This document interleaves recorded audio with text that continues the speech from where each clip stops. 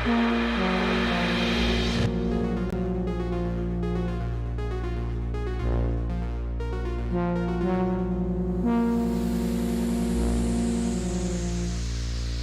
fellow Americans,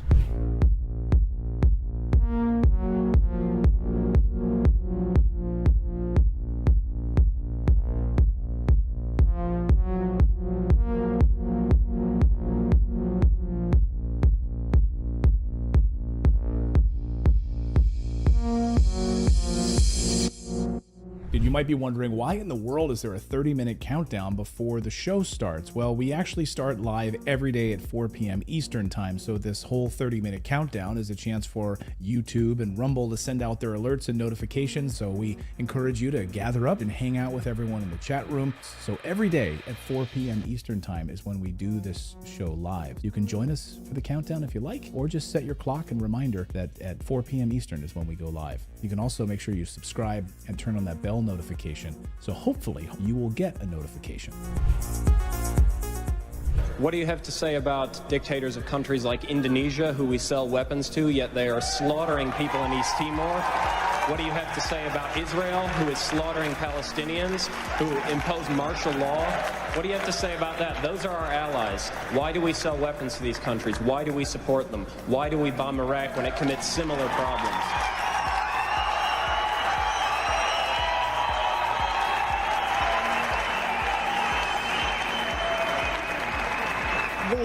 There are various examples of things that are not right in this world, and the United States is trying.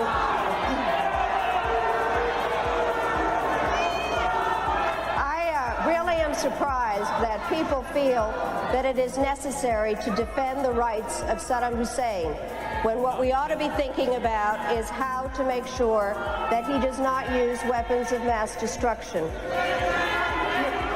I'd like to... Who are shouting? Just a moment. I'm not defending him in the least. What I am saying is that there needs to be consistent application of U.S. foreign policy. We cannot support people who are committing the same violations because they are political allies. That is not acceptable. We cannot violate UN resolutions when it is convenient to us. You're not answering my question, Madam Albright.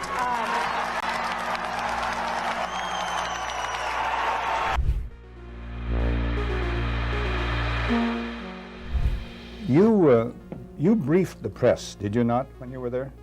Well, I had several jobs. One of my jobs was that of analyst. I also was an interrogator and indeed briefed the press when we, the CIA, wanted to circulate disinformation on a particular issue. Disinformation is not necessarily a lie. It may be a half-truth. And we would pick out a journalist. I would go do the briefing and hope that he would put the information in print. What was your percentage of success? We were pretty successful in planting information of a rather rarefied nature. For instance, if we wanted to get across to the American public that the North Vietnamese were building up their force structure in South Vietnam, I would go to a journalist and advise him that in the past 6 months, X number of North Vietnamese forces had come down the Ho Chi Minh Trail system through southern Laos. Now, there is no way a journalist can check that information. That's data derived from radio intercepts, spy in the sky photography. So either he goes with the information or he doesn't, and ordinarily or usually, the journalist would go with it because it looked like some kind of exclusive.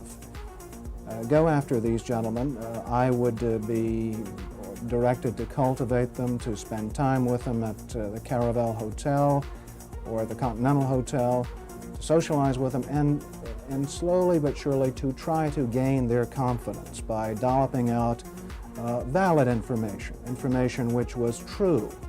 And then I would drop into a conversation the data that we wanted to get across, which might not be true. One piece of data, for instance, that we managed to plan in the New Yorker magazine had to do with a supposed North Vietnamese effort in 1973 to develop airfields along the border of South Vietnam. The reason we wanted to plant this information was that we were trying to persuade the U.S. Congress that Saigon should continue to get a great deal of aid, and that the North Vietnamese were the chief violators of the ceasefire accord.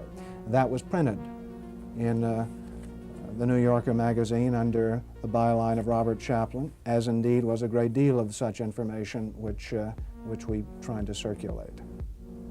Frank, a two-part question. What were the objectives or what was the objective of the CIA?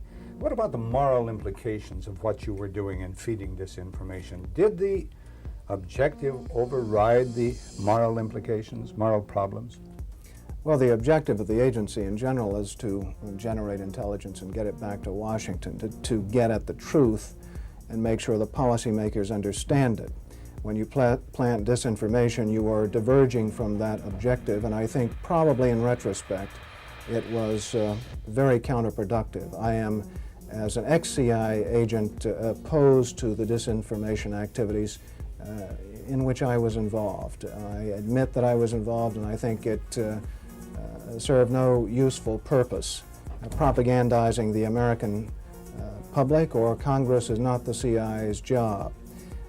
As to the morality of what the CIA was doing or that particular activity, the war was a very relative thing. It was a relativist environment, and morality seldom came into play when you were operating in the field. In my estimation, a CIA man should be amoral. That may sound pretty shocking to somebody, but what if my morality were that of a Nazi or agent, if you will? You wouldn't want me to be your intelligence officer. Keep the morals out of intelligence. Keep the truth in, and stay away from disinformation.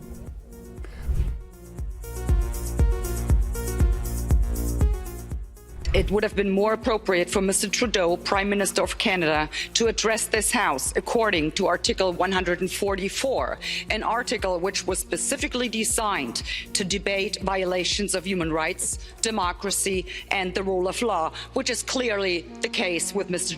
Trudeau.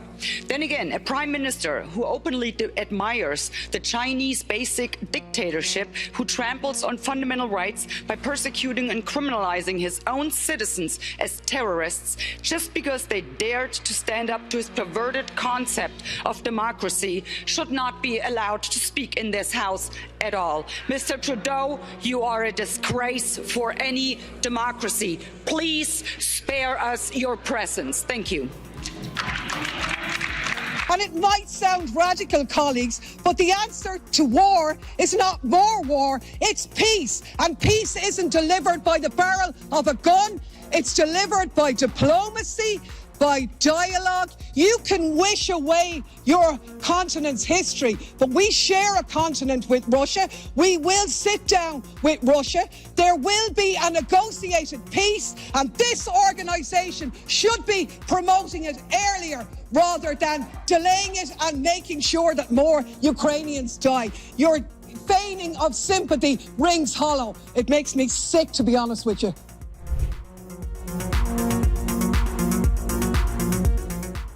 We become involved when disinformation poses a threat to the security of our country. It is when there's a connectivity to a threat to our country. It could be a threat, a connectivity to violence. And what this working group does, is precisely what I would think you would want it to do, which is to take a look at the work, the disinformation work that our department has done, and ask the following questions. Do we have policies? Do we have guardrails? Do we have standards? But here's the problem. We can't even agree. We can't even agree what disinformation is.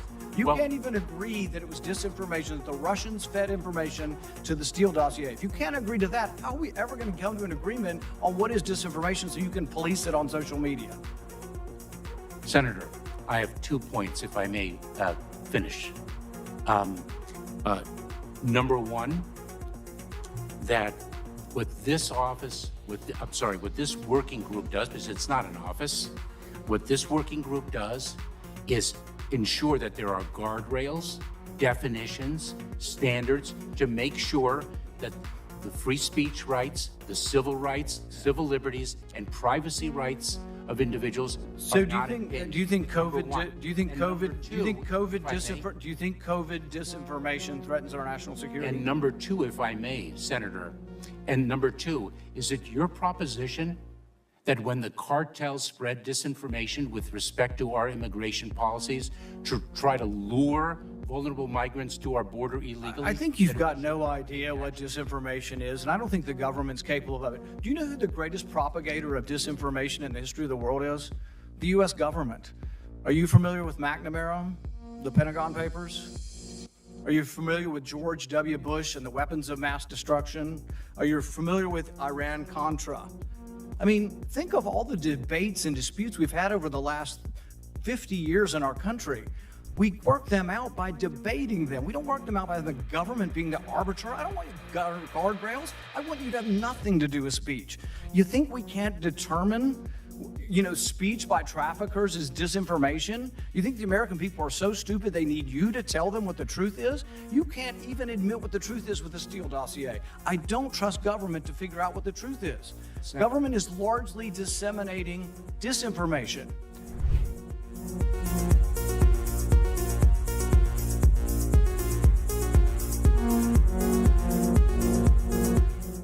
You would know this this is a bit of an aside, but in terms of how you think about problem sets, when I was a cadet, what's the cadet motto at West Point? You will not lie, cheat, or steal, or tolerate those who do. I was the CIA director. We lied, we cheated, we stole. It was like we had entire training courses. We had a good discussion on ensuring global energy security and adequate oil supplies to support global economic growth, and that will begin shortly. I'm doing all I can to increase the supply for the United States of America, which I expect to happen. The Saudis share that urgency, and based on our discussions today, I expect we'll see further steps in the coming weeks. Are you worried about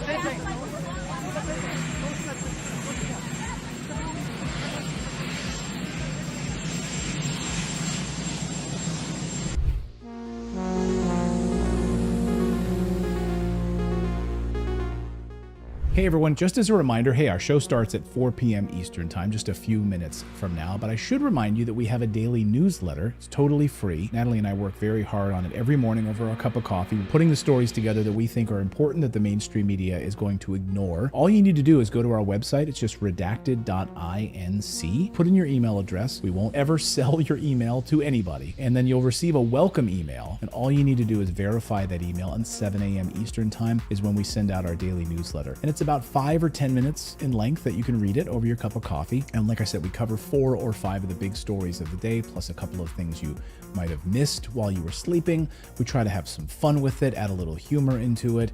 And again, it's a great way to start off your morning. But it's also a great way for us to stay connected with you as well, because we've been banned and blocked on some of these platforms before, where we haven't been allowed to post anything, not even a community post. So the only way for us to stay connected with you is through our newsletter. We were able to send out a newsletter and say, hey everyone, we're blocked for the next week, and let you know what was actually going on with our show. Anyway, go to redacted.inc and sign up for the free newsletter, and it'll be posted first thing in the morning over your cup of coffee.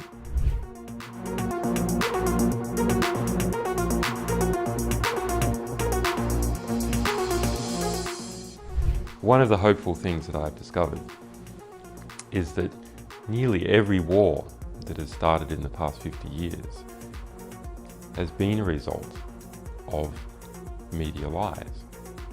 The media could have stopped it if they had searched deep enough. If they hadn't reprinted government propaganda, they could have stopped it. But what does that mean? Well, that means basically populations don't like wars. And populations have to be fooled into wars. Populations don't willingly and with open eyes go into a war. So if we have a good media environment, then you'll also have a peaceful environment. You killed a million people in Iraq. That is a separate... You killed a million people in Iraq. It's incredible that you have the brass neck to be sitting here now urging another Iraq war George, after if what I you've was already still in done. Parliament,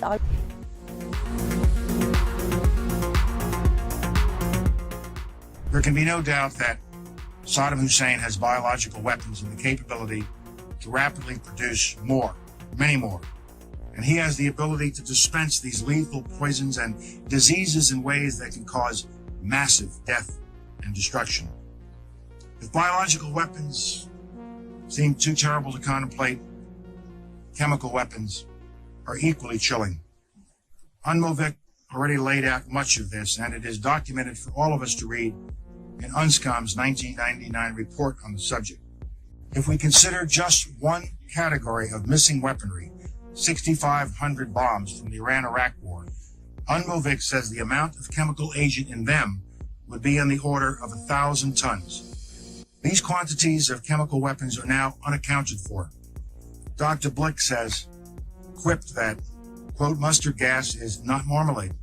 You are supposed to know what you did with it. We believe Saddam Hussein knows what he did with it, and he has not come clean with the international community.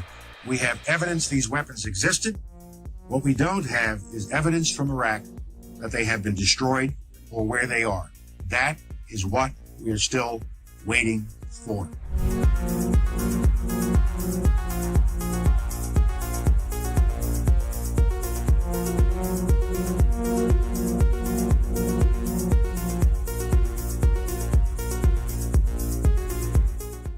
Okay, inspection worth doing, everybody's agreed it's worth doing, and it gets stopped. Yes, sir. At that moment, we're an automatic pilot as far as you're concerned. Period. No ifs, ands, or buts. Now, I respect that. But now, it seems to me the Secretary of State might have a slightly different problem. Secretary of State might be sitting there and saying, now look over there on that side. Now, I remember so-and-so and so-and-so and so-and-so, and the 12 people on this side, they're all the ones that said they didn't want to use force. Now, I'm going to have to go tell the president now that we should, or Secretary Cohen, unleash whatever it takes to get it done. And our military assessment is the same as the majors. The majors' assessment is, privately held but publicly acknowledged later, that airstrikes alone aren't going to do this. Saddam's not going to cave on this. So, now here's the deal. I recommended the president have at it and let the chips fall where they may. A reasonable position for the Secretary of Defense, the Secretary of State to take. But I respectfully suggest, Major, I respectfully suggest they have a responsibility slightly above your pay grade. Slightly above your pay grade. To decide whether or not to take the nation to war alone, or to take the nation to war partway, or to take the nation to war halfway. That's a real tough decision. That's why they get paid the big bucks. That's why they get the limos and you don't. I mean this sincerely. I'm not trying to be flip, because I think, and that's why I said at the outset, the reason why I'm glad you did what you did, we should come to our milk. We should make a decision. But in terms of whether the Secretary of State has no more to consider than you do as the arms inspector. You didn't get in, didn't get my job done, get me in. Period. You made the deal, right? That's the deal. A deal's a deal. Get me in. Scott Ritter, I'm ready to go. It's not how it works. Now, maybe it should work that way. But wouldn't you acknowledge that if you were President of the United States or the Secretary of State, you'd sit there and say, now, okay, old Scotty boy didn't get in. We said he should get in. We want him to get in. It's important that he does get in. They're not going to let him in. So what are we going to do now? We know that France and Russia aren't going to be with us. We're quite confident China's not. We've already run those traps. They're not there. We're not sure where the United States Senate is, but have at it, boys. Go get them. And by the way, Scott and the boys say air power's not enough. I think it's a legitimate debate, Major. I think it's a legitimate debate. But I don't think we should be putting it in the context of, you have somebody up there at state saying, look, how can we weasel out of this agreement? We want to let this guy out there hanging. We're not this. It's a very practical political decision. Same kind of decision General Powell made. Same kind of decision President Bush made. Every president, every Secretary of State has to do it. Like I said, they get paid more than you. Their job's a hell of a lot more complicated than yours. They may have made the wrong decision, and you brought it to light. We should address it. We should say straight up where we are, and we should do it. And for that, I thank you. But it's above your pay grade.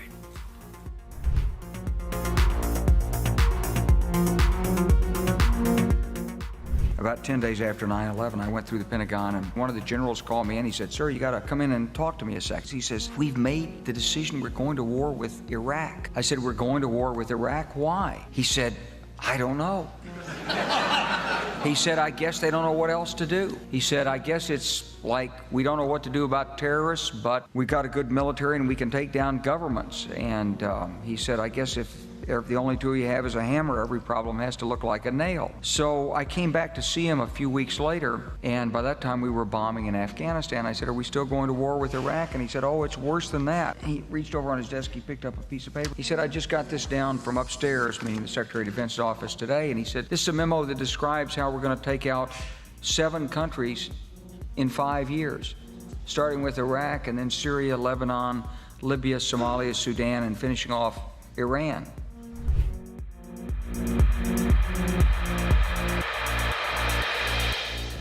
Hey everyone, Clayton here. The show is going to start at 4 p.m. Eastern Time. I should remind you that we have a VIP community. It's our Redacted Rebel VIP community. Now, this show is totally free, what you're watching right now, right? You can subscribe here on YouTube and Rumble, totally free.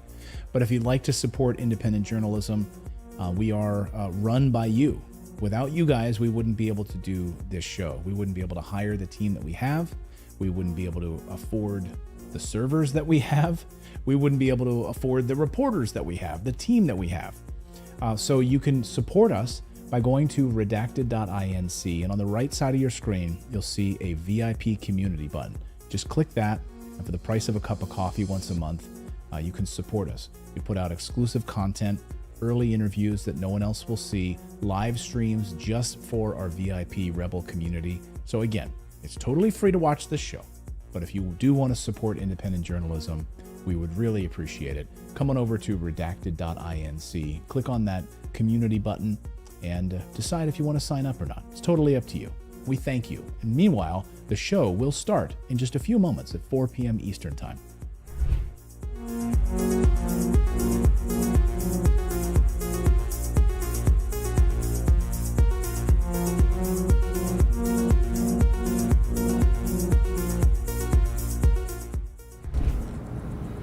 Well, one of the 4 principal functions of the CIA is to gather intelligence and ideally forward it to the president, the users of information, the policymakers, as they say. There are other functions, however, some of them more legitimate than others. One is to run secret wars, the covert action that's written and talked about so much, like what's happening in Nicaragua today from Honduras. Another thing is to disseminate propaganda to influence people's minds, and this is a major function of the CIA. And unfortunately, of course, it overlaps into the gathering of information. You have contact with a journalist, you will give him true stories, you'll get information from him, you'll also give him false stories. For example, in my war, the Angola war that I helped to manage, 1/3 of my staff was propaganda. Ironically, it's called covert action inside the CIA. Outside, that means the violent part. I had propagandists all over the world, principally in London, Kinshasa, and Zambia. We would take stories which we would write and put them in the Zambia Time, and then pull them out and send them to a journalist on our payroll in Europe. But his cover story, you see, would be that he'd gotten them from his stringer in Lusaka, who had gotten them from the Zambia Time. We had the complicity of the government of Zambia, Kenneth Kaunda, if you will, to put these false stories into his newspapers. But after that point, the journalists, Reuters and AFP, the management was not witting of it. Now, our contact man in Europe was, and we pumped just dozens of stories about Cuban atrocities, Cuban rapists. In one case, we had the Cuban rapists caught and tried by the Ovimbundu maidens who had been their victims. And then we ran photographs that made almost every newspaper in the country of the Cubans being executed by the Ovimbundu women who supposedly had been their victims. These were fake photos? Oh, absolutely. We didn't know of one single atrocity committed by the Cubans. It was pure, raw, false propaganda to create an illusion of communists, eating babies for breakfast and that sort of totally false propaganda.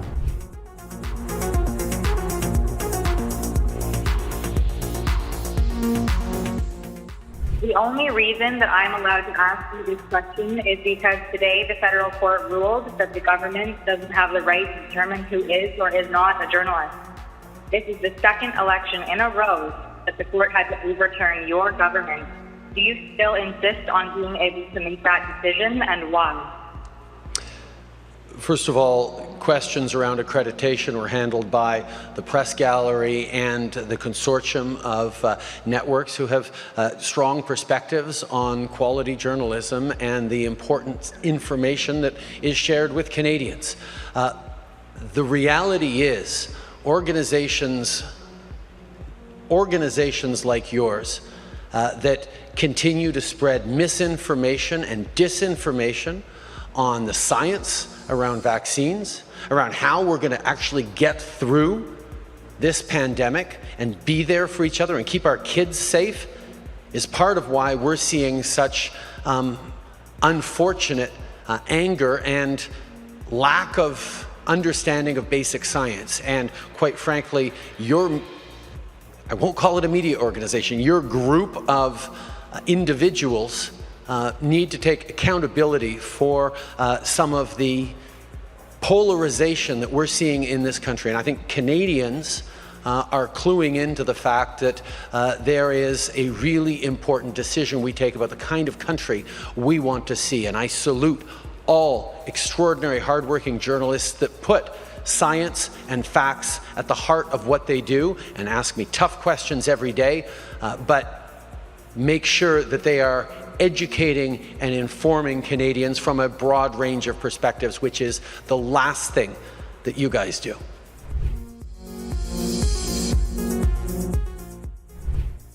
Whatever our hopes may be for the future, for reducing this threat or living with it, there is no escaping either the gravity or the totality of its challenge to our survival and to our security. A challenge that confronts us in unaccustomed ways in every sphere of human activity. This deadly challenge imposes upon our society two requirements of direct concern, both to the press and to the President. Two requirements that may seem almost contradictory in tone, but which must be reconciled and fulfilled if we are to meet this national peril. I refer first to the need for far greater public information, and second, to the need for far greater official secrecy. The very word secrecy is repugnant in a free and open society, and we are, as a people, inherently and historically opposed to secret societies, to secret oaths, and to secret proceedings. We decided long ago that the dangers of excessive and unwarranted concealment of pertinent facts far outweighed the dangers which are cited to justify it. Even today, there is little value in opposing the threat of a closed society by imitating its arbitrary restrictions. Even today, there is little value in ensuring the survival of our nation if our traditions do not survive with it. And there is very grave danger that an announced need for increased security will be seized upon by those anxious to expand its meaning to the very limits of official censorship and concealment.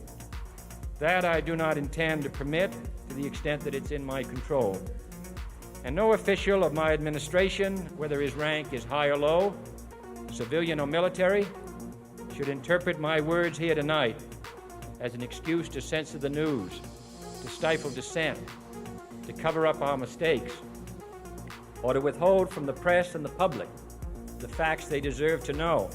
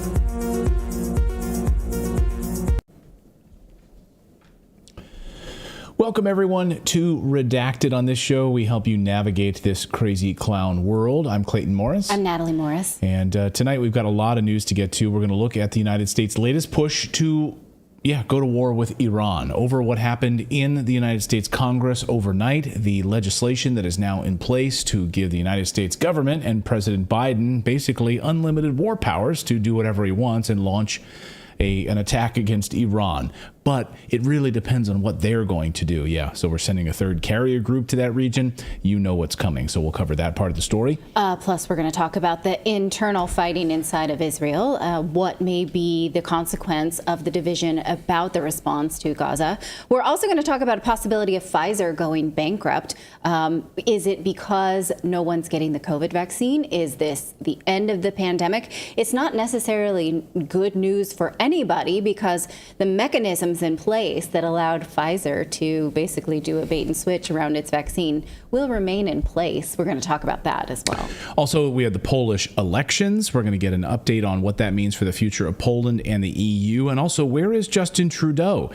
He's sort of been hiding, keeping quiet while these woke policies and censorship agenda in Canada seems to be moving forward now full steam because we have the cover of what's going on in Israel to protect it. All of that and more as Redacted starts right now.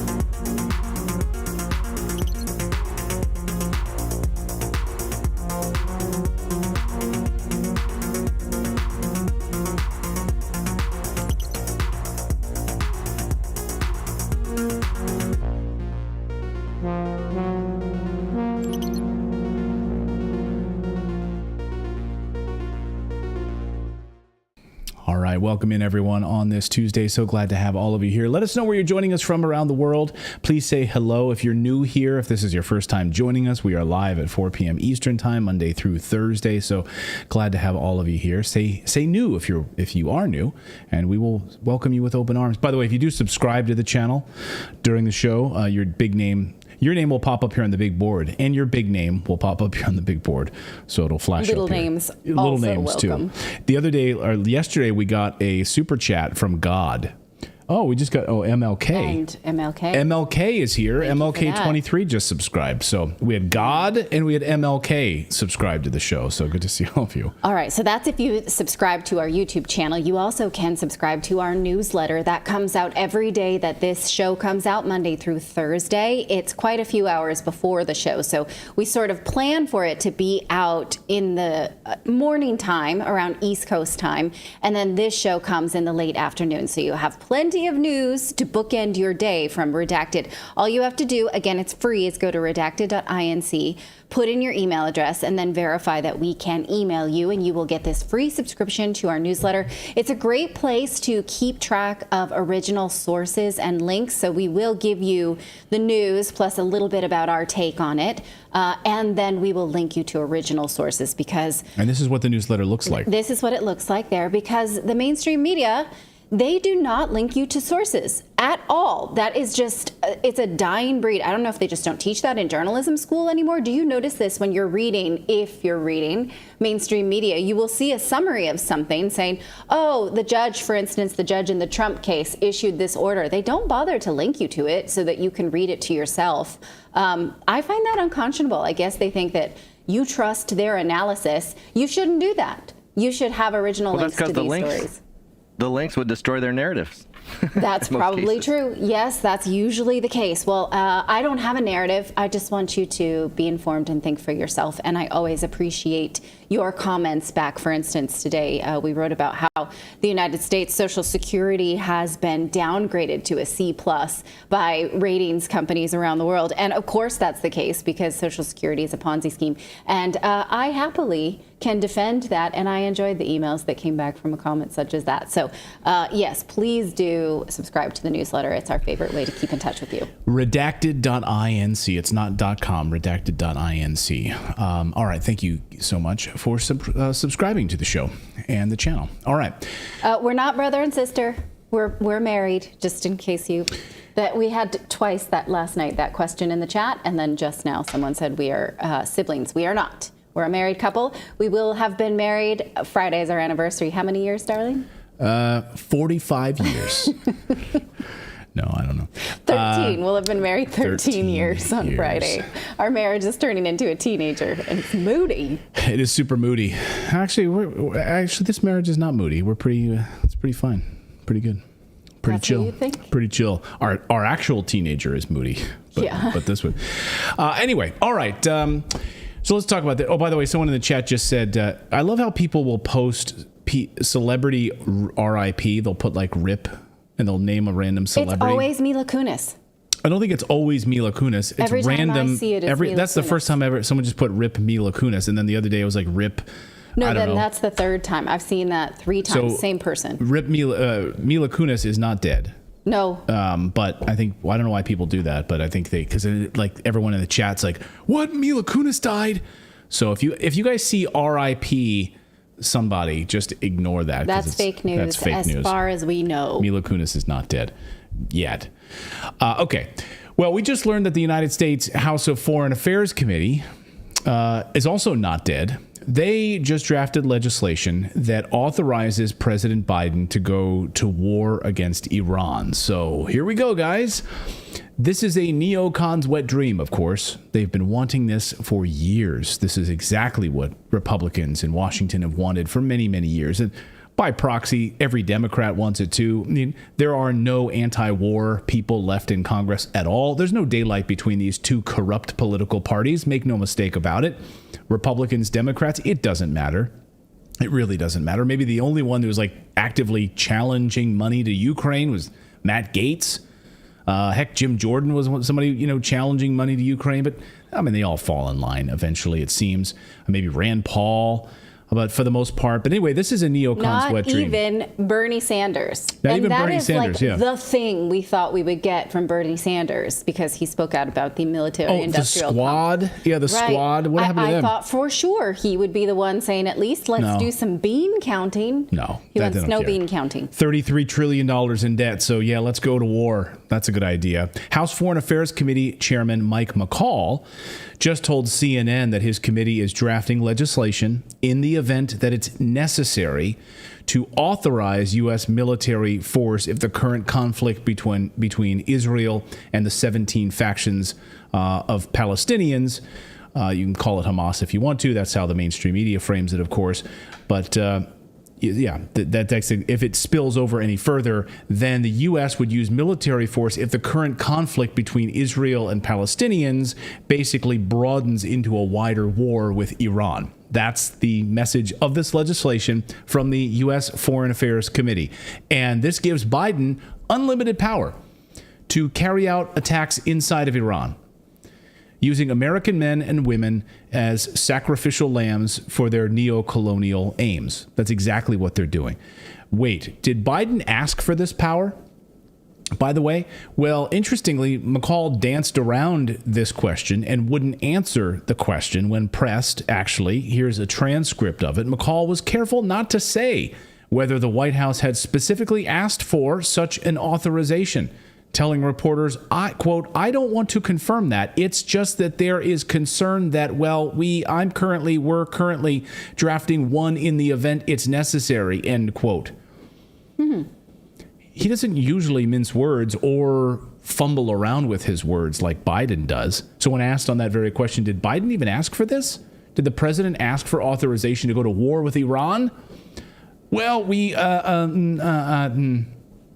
So it's basically like, well, we just got really excited at the prospect. Yeah, we were like, I just want to get the paperwork ready. Oh my God, this could be happening. Just very excited. Let me get the paperwork ready.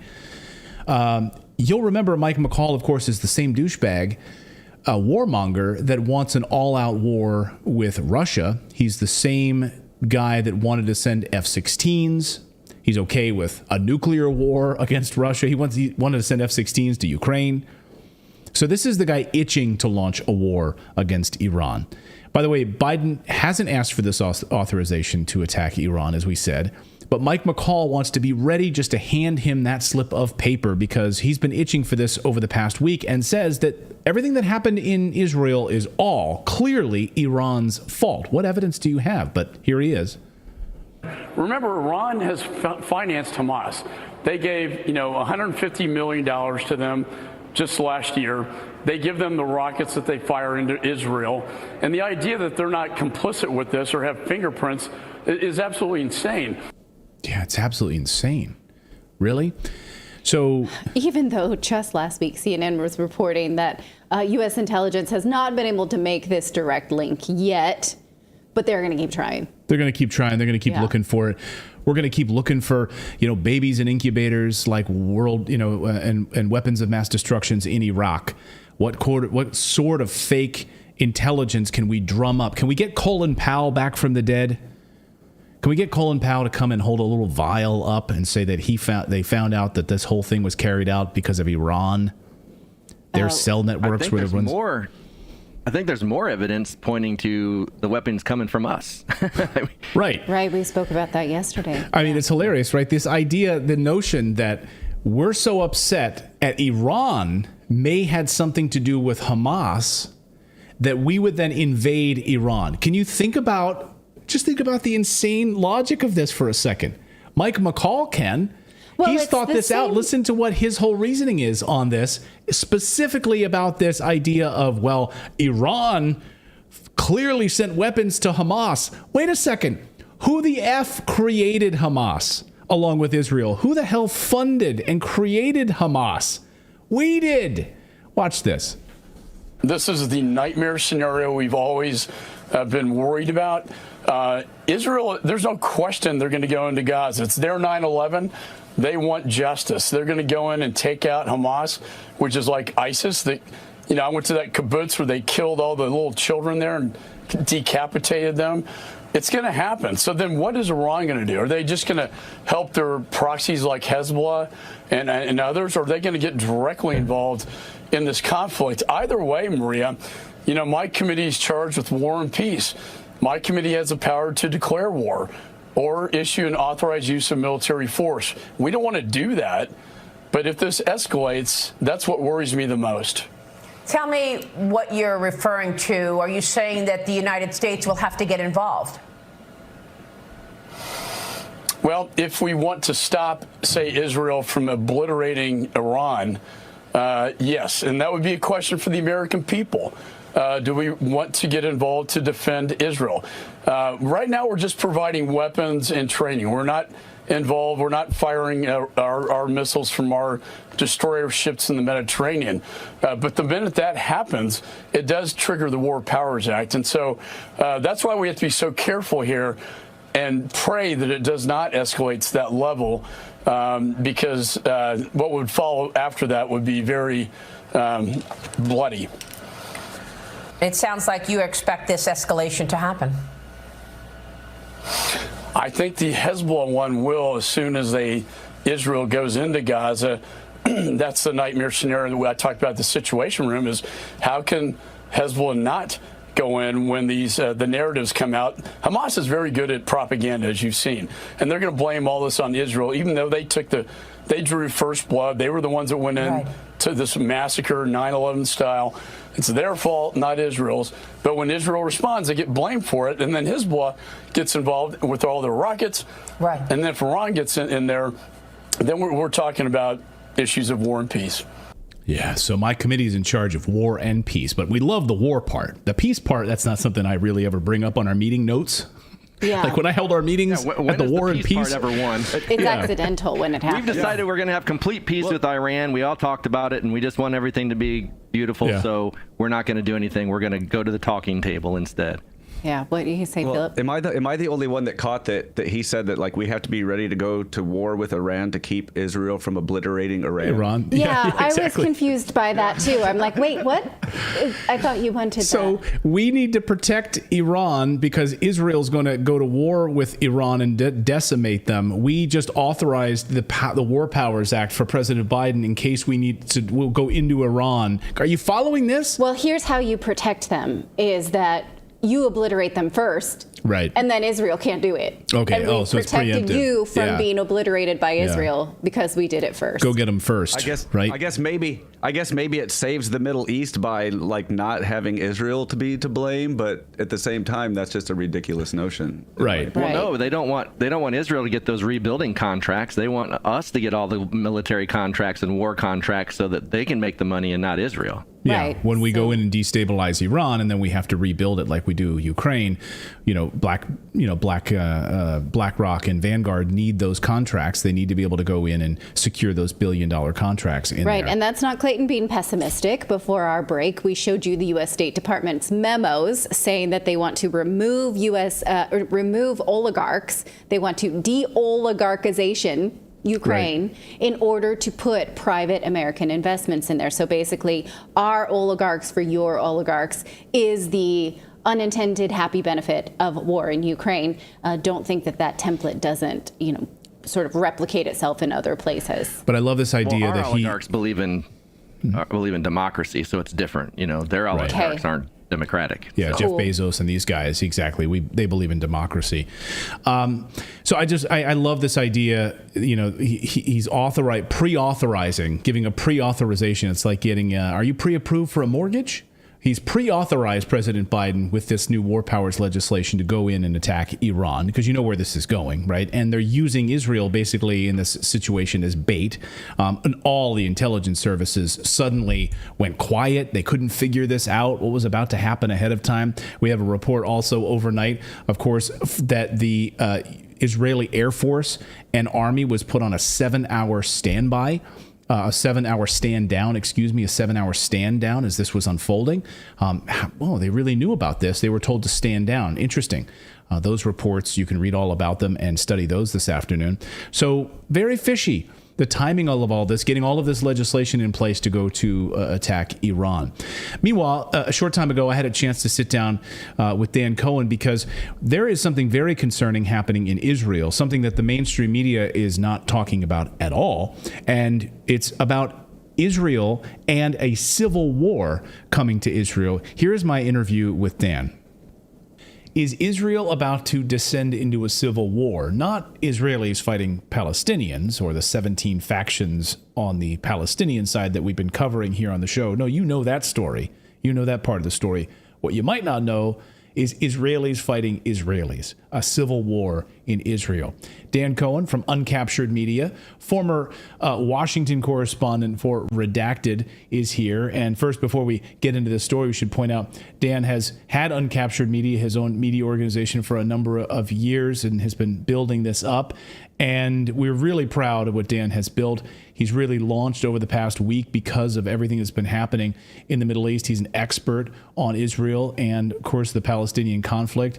And so we're thrilled to welcome Dan here on the show as the head of his own organization of Uncaptured Media. So I encourage all of you to subscribe to his channel and follow all of the great work that he's been doing on Israel. But Dan, welcome to the show. I want to focus specifically on this Israeli civil war part of the story here, a story that we've never heard before and is not being covered in the mainstream media. Can you unpack this for us?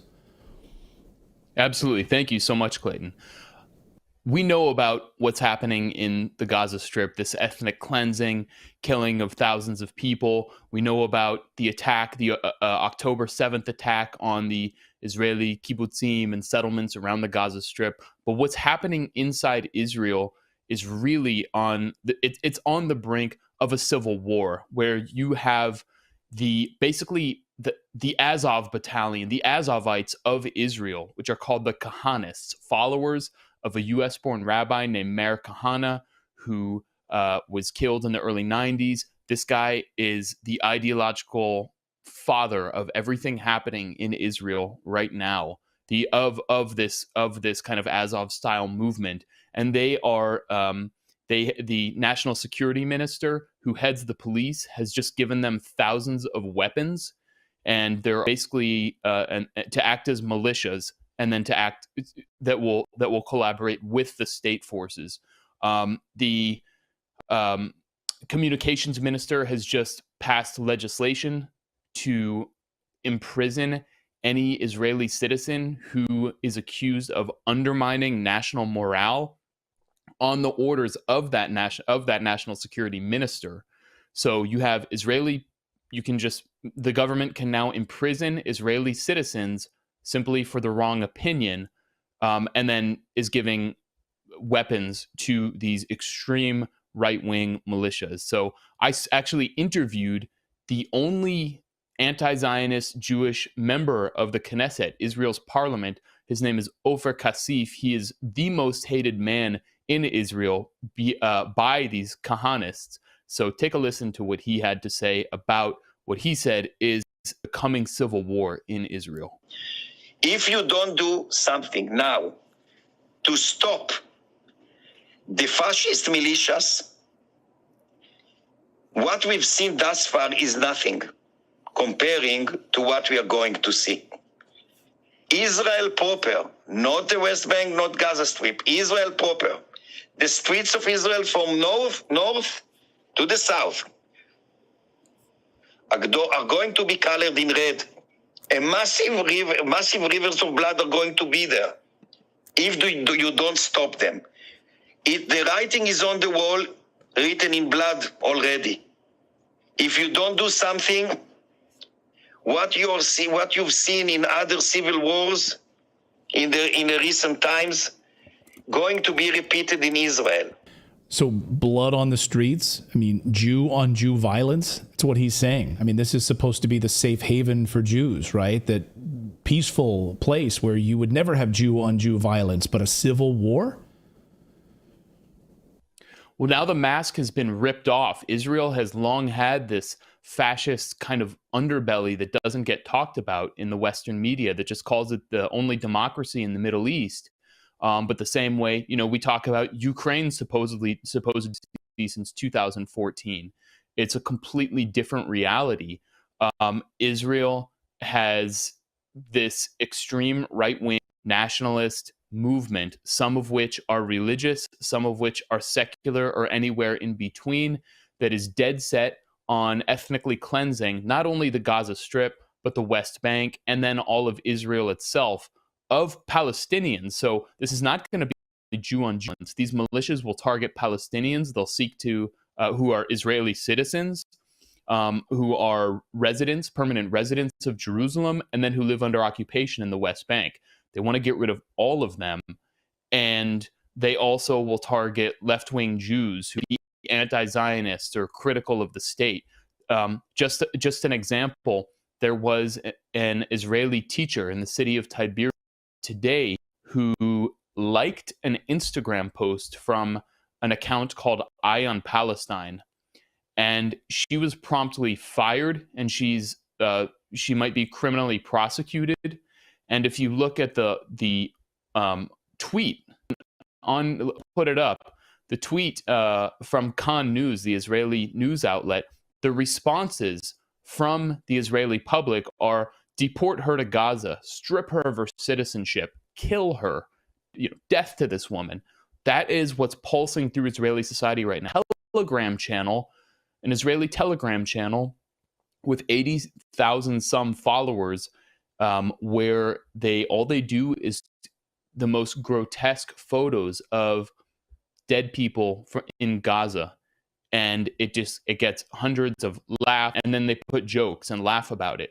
I mean, this is like the Nazi-esque ideology that Zionism really is, and is coming out so much. And so you can imagine that the only thing that Zionists hate more than Palestinians are Jews who don't abide, who don't go along with the agenda, with the state. Because Palestinians, as they see, are an easy threat to identify. That's the external enemy. But anti-Zionist Jews or dissident Jews, those are an enemy from within that are harder to identify. It's the same way that Nazis thought about Jews in Nazi Germany. So, I mean, if you've gone to, I've covered these extreme right-wing fascist rallies in Israel in 2014 during the 51-day war. And, they chant, Gaza is a graveyard. There's no more school, and there's no school in Gaza because all the children are dead. And then these small counter protests of like Israeli leftists will get beaten. People get beaten in the streets. That was 9 years ago. Things have significantly shifted, as reality has become more severe with this Hamas attack on October 7th that has just totally created a frenzy in Israel. And on top of that, the propaganda from the Israeli government, from Benjamin Netanyahu about 40 beheaded babies, everything, all of this stuff happened around Gaza. That Hamas attack was bad enough, but there were civilians killed. But the Israeli government intentionally lied to the Israeli public and the Western audiences with the connivance of the Western media in order to generate bloodlust for Palestinians to carry out this ethnic cleansing in Gaza, but also to generate this bloodlust in the Israeli public to go after Palestinians inside their country and also against any dissident Jews. So, I think this could quickly turn into a Ukraine-like scenario where Gaza is essentially like the Donbass was in 2000. It's not a perfect one-to-one parallel, but that's the area being attacked by the government, ethnically cleansed. And then inside, there's a hunt for anyone, accused of sympathies to the enemy. And now these Kahanist militias are armed by this. Unbelievable. Well, we'll be watching it very closely. Dan Cohen, who's doing a great job, and I should suggest all of you check out his channel, Uncaptured Media, and working on really great documentary evidence of what's been happening there, and certainly a long history of spending a lot of time in that region and covering it deeply. Dan, great to see you. Thank you so much for this. Always good to be here. Thank you, Clayton.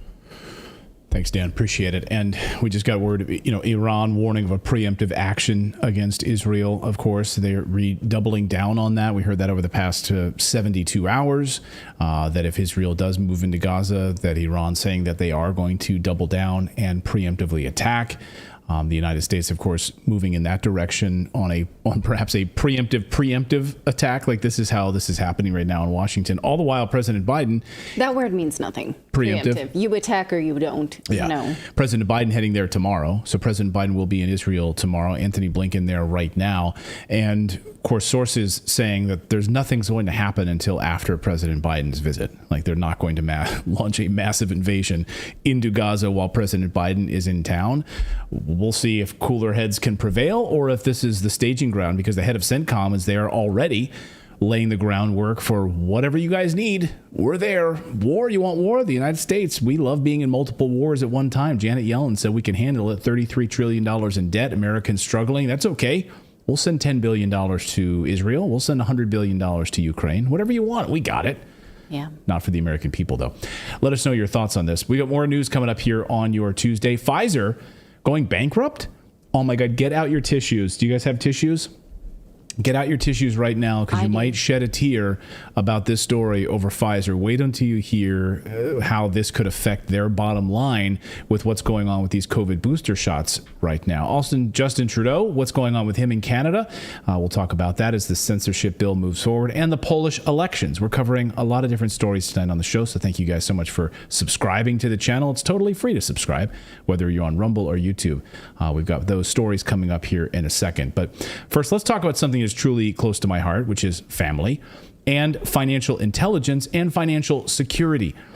And this is something I've been, Natalie and I have been working on for 15, 20 years, educating people about the power of financial intelligence and protecting your family, making sure that your money is not tied to what these governments are doing, and investing very intelligently in hard assets, investing in companies, of course, that are using commodities, pulling minerals out of the ground, being very, very smart with your money. The last few years, of course, have been filled with many uncontrollable and unpredictable events, a pandemic, inflation, wars, political turmoil, and more. And that makes safeguarding our loved ones and taking control of our financial future even more crucial.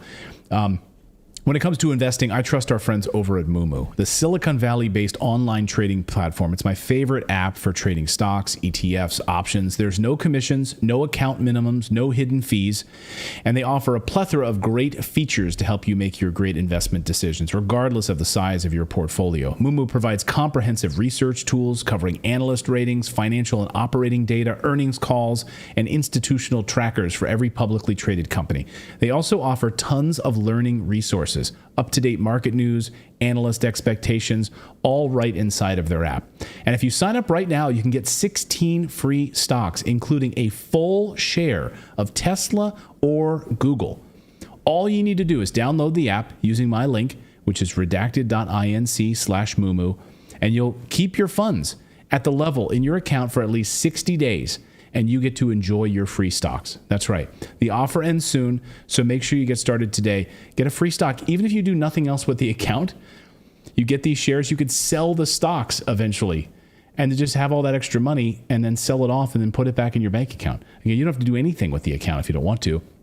But it's a big thank you from Moomoo just for signing up and opening your account. It's a big thank you for Moomoo for supporting our channel as well. They're fantastic. Again, 16 free stocks. All you need to do to get it is go to redacted.inc/Moomoo, download the app, make your initial deposits, and then keep your money in that account for 60 days. And you'll get a share of either Tesla or Google, a full share, not one of those like fractional shares where they give you like $2 worth of it. No, a full share of Tesla or Google, which is really fantastic. So our thanks to Moomoo for supporting the show. Thank you so much for them.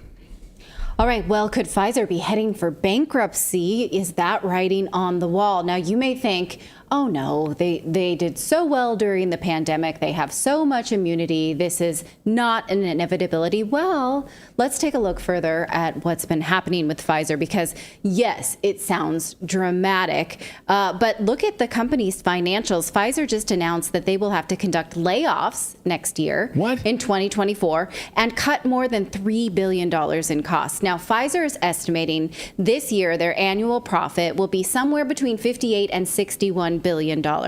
Now, previous forecasts were between 67 and 70 billion. So that is by many order of magnitudes smaller than they intended. Now, you may say, well, I don't feel sorry for anybody with $60 billion, but consider that last year Pfizer made over $100 billion, mostly due to the COVID vaccine and the government's purchase of Paxlovid as a treatment for COVID. Now, let's take a look at Pfizer's stock for the last 5 years. So let's say that the pandemic and the vaccine rollout happened at this first major dip. Do you see that in 2020? Big dip in Pfizer's stock. And then, oh, look, there's a vaccine, and it goes up and up and up, right? But look at where we are now. We're almost to pre-pandemic levels with Pfizer's stock price. But Pfizer is the media darling that saved us from the pandemic, if you were to believe the media, right? Pfizer ended the pandemic. How could they be in trouble? Well, here is Pfizer CEO Albert Bourla just this week responding to this revenue drop in a revenue call. He said, we are in the middle of the COVID fatigue. The COVID fatigue. Nobody wants to speak about COVID. Correct. He says, how can they come up with a new name for it? This is right. what they're going to come up with a new name, a new branding, right? Yes, he says we have the big anti-vaccination rhetoric. Okay. I mean, if a company has really good customer retention, right, you don't have that kind of backlash. If you delivered a product that people trusted you and believed in, maybe we wouldn't have the big COVID fatigue. Go ahead. Maybe they shouldn't have paid out such big bonuses to the executives. Like they could have put that in savings or something. Yes, true. That's a good point. Since it was 100% profit because we did all the research. Or all of the extra billions they got from like the European Union, right? That just funneled all this extra cash to these guys. Couldn't they have put that like in a rainy day fund? A bankruptcy fund? Surely. I saw someone in the chat just said they want to burn the paperwork. Someone on our Rumble chat just said that's what they want. They do. They want to burn all the paperwork in a bankruptcy filing. I hadn't thought of that. Yeah, a bankruptcy filing. Wouldn't that exactly do that? It would enable you to get off the hook from well, they could maybe declare bankruptcy from some litigation, right? Possibly, right. Especially if in discovery, exactly. Right, but that doesn't mean that you can destroy. It's a metaphorical it's a metaphorical protection, right? Right, but we saw Johnson & Johnson was able to take certain IP and move it to a different LLC when they were sued over, I think it was talc. Baby powder. And baby powder, right. They were able, they basically spun off their baby powder division so that could get sued and file bankruptcy, and then they kept their other stuff. Right, and so they only had one division that got sued into oblivion, and the rest, and then they were just fine. So this is absolutely something that Pfizer could you do. Imagine if we did something like that? Like, hey, the government's going to come in and take your money. I'm just going to start another bank account and hide it over there. We'd be, we'd you be cannot jailed. do that. And but you can do that if you're Pfizer. You can do that if they're one of these big companies. Right. Yeah. Now, in August, before the vaccine rollout for this most recent booster, which was not clinical trial at all, we covered this recently. You should look at the documents yourself. The FDA approved the new COVID vaccine based on models from the original COVID vaccine, just modeling. That's it, estimation. They did not look at any tests of the one that is being given right now. No clinical trials. Watch that segment back if you don't believe me. Anyway, I digress. In August, Borla said that Pfizer was hoping for 25% of the U.S. population to get the COVID booster. Now, that may seem pretty reasonable considering that about 80% of the American population took the original COVID vaccine. So if you think about attrition, 25%, okay, that's probably doable, right? How'd they come up with that? Well, they thought 50% of the American population takes the flu vaccine. And it's kind of, can we catch them when they come in for their COVID vaccine? Watch how he says this. He says, if 50% get a flu shot, can we get 50% of that 50%? And then we've got 25%, and then we're doing okay. Watch. But right now we know that in most likely, starting from September, and all the end to the vaccination season, 50% of Americans will go to get the flu vaccine. Right. The question is how many of them will get also a COVID vaccine. If half of them get a COVID vaccine, the projections likely will be a little bit higher than what we predicted. Okay. But if 5% of them get a vaccine, clearly the projections will be lower. Okay. Whatever will be though, this year, I think, is a very safe predictor of what will be the years to come. Right. Oh. Okay, they're not getting anywhere near 25%. Right now, the CDC is estimating that about 2% of the American population has got the most recent COVID booster. 2%, yeah. 2%. And I think we're winning, don't you? I mean, like, I think getting this message out about this stuff, like... Well, I mean, I don't like that term winning as if we have an agenda. If the vaccine were awesome... Well, I have an agenda. It's education. Right. So, when we educate people and they make a decision that's not propaganda and not mainstream media propaganda, being shills for the CDC, taking U.S. taxpayer dollars and putting it on television and telling you what to go do with your body. So I do have an agenda when it comes to that. Go ahead, David. Well, I was going to say, like, just listen to the way these companies talk. It's like there's no worry about people actually getting the flu or actually getting COVID. It's all about we need this percentage of people to get these shots. So we got to do marketing campaigns to get these needles in people's arms. Otherwise, we might go bankrupt. But it's not like because we care that the flu goes away or we care that you don't get COVID. It's so that we can make profits. Right. Bottom line, profits. Yes. Right. Money, money, money. But still, saying that like we are fighting against Pfizer, we're not. We're just presenting you information that shows that Pfizer has not given it to us straight. They did not properly clinically test any of the COVID vaccines. They lied to us about which one they were giving, and they overestimated the effectiveness of that vaccine. Now, you may say, oh, but the vaccine saved lives. We discussed this. That data doesn't exist. I've looked for it. The data that the CDC uses as a metric of success for post-vaccination is only that people who were vaccinated were less likely to go on ventilators. That's it. They can't prove a reduction in deaths. They cannot prove a reduction in transmission. We've looked for that data. It doesn't exist. So now when we're looking at Pfizer only being able to give this booster to 2% of the population, 2% of the population is not getting the Pfizer vaccine because they have to share that 2% with Moderna and Novavax. So they can't even guarantee a 1% share of people getting the COVID vaccine. So, okay, but do we feel sorry about that they're not able to sell it? not really, because the American taxpayer is still buying it, given that it was put in the vaccine schedule. They're still making money. They're just not making as much because not as much order. Same thing with Paxlovid. That's just not being ordered. But is it just that sales are down, or is there more trouble for Pfizer? Well, recently, British Member of Parliament Andrew Bridgen sent a letter to Prime Minister Rishi Sunak letting him know that he had evidence that Pfizer did not deliver the vaccine that they delivered clinical trial information about. In fact, he says that Pfizer originally rolled out the vaccine in 2020, showed the FDA clinical trial data, and then delivered a different vaccine. This is something that, if you watch John Campbell's YouTube channel, he talked about how when he realized that he had been analyzing all of this vaccine trial data for his channel and giving his audience an assessment of that vaccine data, and then realizing that he sort of sent them out to get a different vaccine because he thought that that data was promising. He was really upset about the fact that, like, I was telling somebody something that was wrong and I didn't know it. Watch what MP Andrew Bridgen says about this.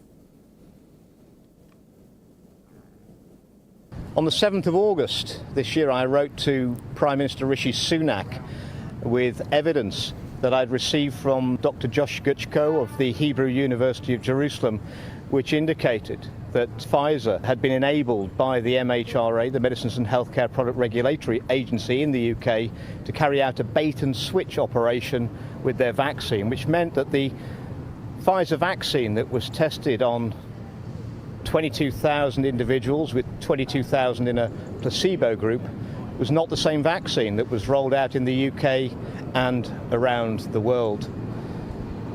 The compelling evidence for this is the fact that on the second day of mass vaccination in the UK, the MHRA changed the guidelines, told people they had to stay at the vaccination centre for 15 minutes after vaccination.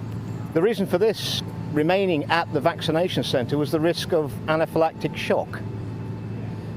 The MHRA hadn't expected anaphylactic shock because it wasn't shown in the Pfizer trials. You only get anaphylactic shock when there are endotoxins in the vaccines. You only get endotoxins in the vaccines when they've been cultured up in bacteria such as Escherichia coli.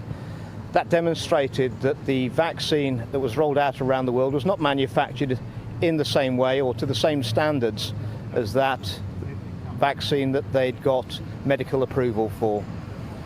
That means that nobody could have given informed consent. They were told that the vaccines were safe, effective and tested, and what they were taking was a completely untested vaccine from Pfizer. I'm still waiting for the Prime Minister to respond to the 44 pages of evidence I supplied on this matter, which is of crucial importance to the health and well-being of our nation. All right, well, he's going to keep waiting because nobody seems to really be interested in that right now. We are. I'm glad you are. You're here with me. But Pfizer has immunity, right? That's what most of us have been throwing our hands up, like, well, they can't be punished for that. That has sort of been the big story, that no matter what happens, Pfizer was given rock solid immunity by most governments. But maybe not, because some people online are starting to talk about how the PrEP Act that the government put in place to protect the vaccine makers will not hold if Pfizer is found guilty of fraud. Well, how do we know that the FDA perhaps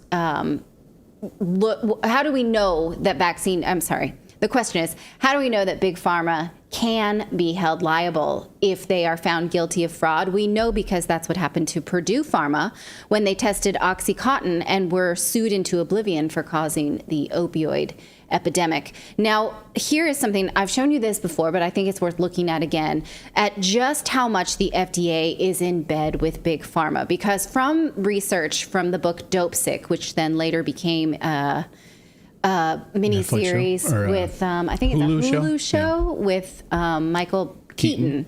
I believe. But it's a fantastic book, worth reading. But she tells the story that it came to light in the last 10 years that FDA regulators and big pharma executives have been quietly holding private meetings at expensive hotels, at least annually since 2002, through a drug industry-funded nonprofit. This came from the Milwaukee Journey Sentinel. Now, the meeting led to the development of enriched enrollment, an aptly named practice that allowed drug companies to weed out people from their studies who didn't respond well to their drugs, therefore tipping the balance towards FDA approval of new drugs and away from science. So Purdue and others were caught working with the FDA to manipulate their trials so that their drugs could pass. Now, I think what's interesting about this, and what I think about a lot, is that when you talk to someone who is all in on the COVID vaccine and really wants to believe that that was a great thing to have done, the COVID vaccine, and you say, well, there was a lot of unethical practices around the development and delivery around that vaccine. They say, oh, no, that's not true at all. And then you ask them, well, do you believe that the drug companies and the FDA started the opioid crisis with unethical practice? Yes, most people believe that. They believe that opioids were a scam, that it was created to addict people for profit. So I don't understand why it's relatively accepted that biopharmaceutical complex created the opioid crisis, but then we cannot question the COVID pandemic. Have you seen those two narratives, and does that cause you any pause like it does to me?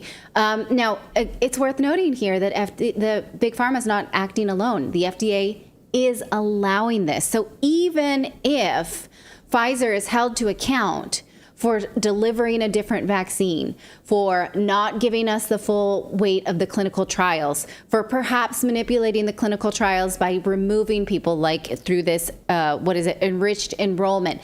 Even if that's the case and Pfizer goes down, the FDA doesn't go down with them, right? So we're stuck with these same practices unless we make demands for better clinical trials, more ethical practices of drug companies, and a better FDA, basically. Because given that Purdue was sued into bankruptcy because of malpractice, while the FDA got off scot-free, could that be predictive for Pfizer? Now, I have a lot more to say about this, but I'll just wrap it up with this, because I did just finish the book Turtles All the Way Down about vaccine science and myths. That book will blow your mind. It will blow your mind about just how much of a sham is presented to us when it comes time for vaccine and pharmaceutical trials. They do not give us the full story. I know you're shocked, but there are things that we can do, because even if the rug is pulled out from under Pfizer or Moderna or Novavax, or Johnson & Johnson, we still will be stuck with the same system. So what we should do, this is just what I've been thinking about based on reading this book and based on looking at this style, is that we absolutely should demand, here I made a list. These are some of the things we can do, even if Pfizer goes down. Demand the requirement for true placebo trials of all new pharmaceuticals, and demand that that be law. Demand standardized clinical trial parameters so that you cannot throw out people who respond negatively to the drugs. Eliminate emergency use authorization. Require mandatory adverse events reporting, such as the VAERS. For right now, only pharmaceutical companies have to report adverse events, not hospitals, not doctors, even though they do have to report infectious diseases. This should be standardized reporting so that we can take care of people who get hurt. We absolutely should demand extensive research of the current vaccine schedule for children. And we should repeal vaccine requirements for non-herd immunity inducing vaccines. For instance, tetanus doesn't offer herd immunity. It makes no difference if I'm vaccinated for tetanus and Clayton is not. That's not a herd immunity, because that vaccine only stops your body from responding to tetanus. It's not an infectious disease. So there should not be requirements for things that do not induce herd immunity. So that's a short list. We're going to keep going over this because I'm on fire about this book. Let us know what you think about whether or not Pfizer could actually be held, what's the expression, have their feet held to the fire through this information. We should also mention that this Turtles All the Way Down book, that's the book club book, your book club book. This is specifically for community members only. If you're a Redacted Rebel Plus member, in the Redacted, if you're a Redacted Plus member, the book club is starting very, very soon. So hopefully all of you guys have been reading the book. Participate in the book club with Natalie. That starts if you go to redacted.inc. You can sign up and join the Redacted Rebel community. It's a plus club, and just for the price of a cup of coffee once a month, you can support independent journalism. You can support what we do here. You get access to the live streams, plus the book club, plus redacted conversations and other videos that no one else gets to see, and early access to some of these conversations before they're published anywhere else. So again, the book club is a part of our VIP community. We should mention that. So this book, this Turtles All the Way Down book, every 20 minutes as she was reading this book, she's like, "Oh my God, can you believe this?" And we were sitting there over breakfast, looking at charts and graphs, and it's unbelievable. I mean, I was like, "You got to be kidding me!" Some of the things that you learn about polio in this book are just shocking. The polio chapter alone is like a murder mystery. I can't say enough good things. I mean, it's an awful story, but I can't say enough about this reporting. It's amazing, you guys. Crazy. Amazing. We've got more news to get to here on your, what is today? Tuesday? Taco Tuesday. Someone in the chat, I thought this was funny. Where did it go? It disappeared. Oh, Danny Mesky says, how come, we were talking about being sick and stuff, and Danny Mesky says, how come Morris, my name's Clayton, how come Morris and Natalie, my name's Clayton, how come Morris and Natalie, the family, are sick a lot? Well, first of all, we have 3 kids. We have 3 little kids. If you know anything about children, they tend to go to school and they tend to touch a lot of things that other children touch, and they end up bringing those things home to mom and dad. And that's exactly, they're known as carrier monkeys. Right, exactly. So, anyway, last week when we got really sick with the stomach thing, my 11-year-old daughter got really sick, and then we were all like, "Oh, we're all going to catch it," and then within 4 days, it was spread through the entire family. Yeah. So we don't get any more sick than normal people do, I think. I don't know. I'm not answering for that. That's how do you answer that question? I think because when the show's not here and then we're sick, or one of us is sick and we're not, it's then it's very vivid. But I think most people get cold or sniffles and get a stomach bug, and I don't know. Just thought I don't know you an answer. Just thought I'd tell. I get sick. I gave Danny an answer. Okay. I think it's just because people's favorite rock stars never take breaks. You know what I mean? They just go. That's right. Doesn't matter. Like Adele. You guys care about. I'm like Mariah Carey. I need to be rested for exhaustion because of all the books that I'm reading. Yeah. Yeah.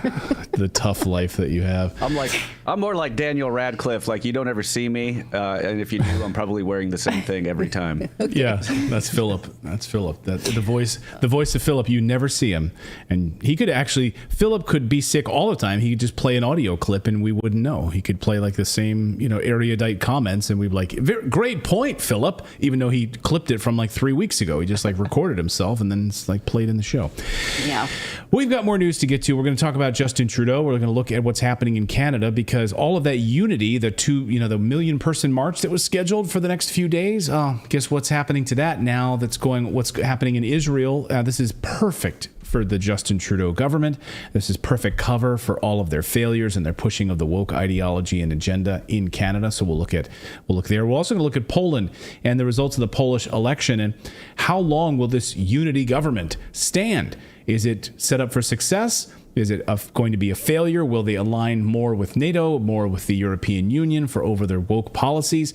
We're going to look more deeply at Poland. But first, we want to tell you about our friends over at Bambi, because when you're running a business, your employees can create all kinds of interesting situations. If you work in human resources, interesting may be a mild word for that, like getting complaints because someone on the team always smells horrible.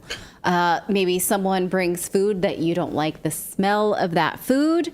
Maybe, in this day and age, it's almost like you don't want your employees talking at all because of how easy it is to say the wrong thing.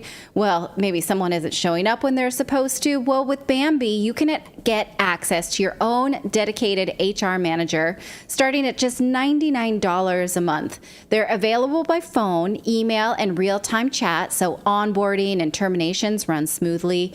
Team members reach peak performance, and your business stays compliant with changing human resources regulations. Seriously, if you have a small business and you think, well, should I just do human resources myself? No, you shouldn't. It's too litigious and too hard of a time right now out there. You should get an expert to help you. And, why not get somebody who can be on call to help you all the time, and someone you don't have to hire in-house. That's, a cost saver as well. So schedule your free conversation today to see how much Bambee can take off your plate. Go to Bambee, that's BAMBEE.com right now and type in Redacted under the podcast area when you sign up. It really helps the show. It helps let them know where you found them. Again, that's Bambee, BAMBEE, Bravo Alpha Mike Bravo Echo Echo, right? That's what it is. .com, Bambee.com. Type in Redacted under podcast. We thank them so much for their support of our show. Well, one of the biggest threats to Justin Trudeau over the past few months has been the unity that we were seeing among Canadians, coming together of all religious stripes, saying down with these woke politics of the Justin Trudeau government, the dictatorial censorship, the woke policies pushing gender ideology in schools, all of it. Canada has been transformed by the Trudeau government. But where has Justin Trudeau been over the past few days? Is the turmoil in the Middle East maybe perfect cover for these woke policies to resurface in Canada? David Creighton is a journalist, writes at the Post Millennial. He also has a YouTube channel, Creighton's Right. Been following the Trudeau government. And David, I just want to get your take on this. Over the past few days, it seems the turmoil in the Middle East, Trudeau has been relatively quiet, although he did come out yesterday and start talking about how this affects all Canadians. So what do you make of how this is going to affect Canada now with a lot of the pushback that we were seeing against Trudeau over the past few months? Well, this couldn't have come at a more opportune moment for Justin Trudeau, because he had seen forces that he had never imagined align against him. We had Muslim Canadians, Jewish Canadians, Christian Canadians, people of all faiths saying enough of his woke ideology. They specifically were coming out against gender ideology in the schools. We had 1.5 million people participating in a march on September 20th. So what happens? We have a major distraction now. Now, up until now, every time Trudeau wants to distract from domestic policies, he invites Zelensky to come to Canada, or he goes to Ukraine and has a love-in with Volodymyr Zelensky, the president of Ukraine, and he dispenses with another $500 million or another $1 billion. And that's how Trudeau has been distracting Canadians. Now he has the war in the Mideast. And if you dare to question that as being the first priority of this country, he will be branding you and demonizing you, perhaps as a terrorist, perhaps as a hateful person. He's already done that. He's already branded parents who think they should have a right to raise their children as hateful. Now this is an open field, and I think you would agree that this war is an excellent distraction for woke leaders. I use that in quotation marks. Well, we see this in the United States, right? We have a southern border invasion in the United States. Tens of thousands of illegal immigrants pouring across the southern border, and yet we're sending $10 billion now, additional $1 billion to Israel to protect Israel. That's where this money is going, on top of the hundreds of billions that we've sent to Ukraine. So I've said it multiple times. We are being played. We are being totally fooled, and it's happening right before our eyes. And Canada is no different. He spoke yesterday in Parliament. He spoke at first in French. What I saw is in French, so I don't understand French. But he was specifically focusing on the Middle East. This was the main point of his conversation there yesterday, right? Well, exactly. He didn't show up for question period yesterday, which is normal for him lately. He rarely shows up for question period. He had the deputy prime minister, Chrystia Freeland. She's the one with the Nazi connections in the family, by the way, spouting off about Israel, which is totally ironic. But Trudeau now is completely focused on Israel and the war in the Mideast. Of course, he has to be, because he has a seat in Montreal. And if he doesn't look very concerned with Israel, there's a large Jewish community in his backyard that will hold him accountable. So there's a very raw political advantage for this in Trudeau. But the larger scheme here is that he can use this to say, let's not talk about gender ideology in the schools. Let's not talk about the euthanasia program I have running that's going to include the mentally ill in the very near future, and that includes people who just feel depressed right now. Or how about abortion on demand up to the last minute? How about the other policies that are killing Canada, like the anti-free speech policies, his censorship policies, which he's about to push through the third part of? So this is an excellent opportunity for Justin Trudeau to say, let's just talk about Israel. And in fact, if you watched question period yesterday, every time a question arose about the next budget, about Canada's fiscal catastrophe, the answer was, well, we should be looking at Israel, because this is the first time we've sat down since the invasion. They were off for a week. Let's just talk about Israel today, because that's the only thing that matters. Well, that's like what Janet Yellen just said, the Treasury Secretary of the United States. We can fight these two wars, even though we can't afford it. We're wildly in debt, massively in debt, $33 trillion. Canada, Justin Trudeau's government, has massively expanded the money supply in Canada, devaluing the currency by all accounts, and runaway inflation.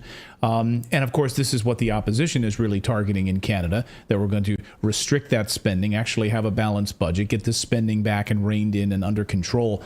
I guess what I'm concerned about, specifically for Canadians, of course, are the things that are currently moving through Parliament that Trudeau has been pushing for, hoping that you won't talk about, hoping you won't shine a light on, censorship, etc. So what current things, you mentioned the censorship bill, what current things are right now being voted on, about to be pushed through, that they can use Israel as a distraction to push through and clamp down on? By the way, this is not a conspiracy theory. I mean, this is exactly what happened after 9/11. You take away people's freedoms, and you do it under the auspices of, of Middle East turmoil right now, or protection of Israel. This is a way to protect all Canadians. We're going to take away your civil liberties. Yeah, well, and the first thing, the most important thing that's happened as a result of this war in the Mideast is the cancellation of the second million-person march this Saturday. I just discovered this morning from the organizer, who I talked to early this morning, he has decided to cancel this march because there is so much division amongst his organizers, amongst the participants. He's concerned it will break down into violence, that it could become disordered because of all of the disagreement over the Mideast. People are focused on the wrong things. They're not focused on domestic policy. They're focused on things they cannot control, such as Israeli policy and Mideast policy. But what is Trudeau poised to pass? And this is what people are missing, is because, yes, he has a lot of very evil policies that are already in effect, such as euthanasia, and such as the gender ideology, which is seeped in through all the school systems throughout Canada. But he is poised to pass phase 3 of his internet censorship bill. And I can't overemphasize how dangerous this is. The bill will be coming up in this fall session. And if it's not defeated, in Canada, like Great Britain, we will have an online safety bill that makes disinformation illegal. They will begin arresting journalists for producing news that the government disagrees with, because the bill will not define what disinformation is. So it will mean whatever the government decides it is. And that could be anything contrary to Justin Trudeau or his government. And that's the danger here, is while we're focused on Israel, while we're focused on, my God, what is becoming World War III, with that and Ukraine, we're going to have domestic policies that are totally undermining freedom in Canada. Well, as a famous Democrat once said, never let a good crisis go to waste, right? And that's exactly what you're seeing unfolding before us right now. And that's why we're trying to shine a light on it on our show, because we're all being played. We are all being played. And all of these things are happening behind the scenes that we don't get to see. And they are going to take away our civil liberties. They are going to continue to push these things on us. And they're going to do it quietly under the auspices of protection. We're doing it to protect you. If I can just say one thing, when I first learned about this Hamas invasion of Israel, my first concern was, my God, we don't need another war in the Middle East. My second concern was, what's going to happen to the religious unity we have in Canada, and to some extent was developing in the United States and other European countries. What's going to happen to that? It's going to be totally smothered by this war. And, my God, we are creeping ever closer to a nuclear catastrophe. Yeah, you're absolutely right about that. It's not hyperbole at all. In fact, we saw, and just on the Canadian side of this, we saw Muslims who were the most outspoken, of course, against this gender ideology in schools. Keep your hands off our children in schools, right? Keep your hands off our children. And that was a rallying cry, right? To come together around children. Keep this away from us. Christians finally were standing up and saying, yes, okay, you know what, Muslims, you were out there really first speaking about this. We're standing side by side with you. We're coming together. Jews, we're standing side by side with you. We're all coming together. We can stand against this. Now they cancel this 1 million person march, the second one of these, because of this. So this is just the tip of the iceberg for what we're about to see. David Creighton in Canada, thank you so much for your perspective up there. We really, really appreciate it as always. Thank you, Clayton. I'm so glad that you're back in good health. Thanks so much. Thank you so much, David. And another person concerned about our health, but we're fine. That's nice. Just a little stomach bug. We're good. We're back. We've got more news to get to here. Feeling okay? We're feeling okay. I threw my back out. That's if you really want to talk about my health. I mean, I don't, but I'm a little stiff. Just walking around with a cane today, basically. But we're good. We're all good. Thank you, guys. There's more important people in the world that are struggling right now besides us. Absolutely the case. There are Polish elections, of course, that have just wrapped up. We're going to cover the very latest on that. Will Poland move more closely to the woke ideologies and agendas of the European Union, or further away from that now that these elections have wrapped up? How long will this coalition government last that needs to be set up? We'll talk about that with Mike Krupa from Warsaw, Poland, in just moments. But first, right now we've seen gold prices, of course, spiking. So gold, silver, everything going up right now as these world governments are gobbling up as much precious minerals as they can because the demand is off the charts. We, in fact, even just got word that the United States government owns how many Bitcoin? They're just stocking up on Bitcoin, too. Yeah. Not only gold and silver and Bitcoin. And so these world governments right now, these treasuries, these central banks. 200,000. Yeah, 200,000 Bitcoin. That's about $5 billion. On top of all of the gold that, of course, China has been acquiring, Vladimir Putin has been acquiring in Russia, and all eyes on what happens with gold next. This is why we're such big gold bugs here on the show, and so important for you to at least have a portion of your savings, even if it's just like a rainy day fund. You keep like a few hundred or 1,000 or whatever on hand to protect your family. That is losing value every day as the U.S. dollar continues to lose value under inflation. So a dollar today is worth less tomorrow. That's just the way that works.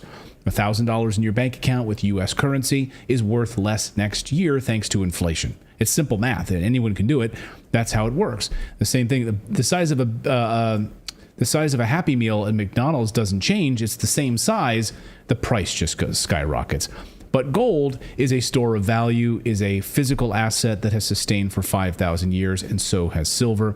We're huge silver fans here as well because, well, the price of it is relatively cheap, comparatively speaking, and silver is, of course, not only money, currency, but it's also a commodity.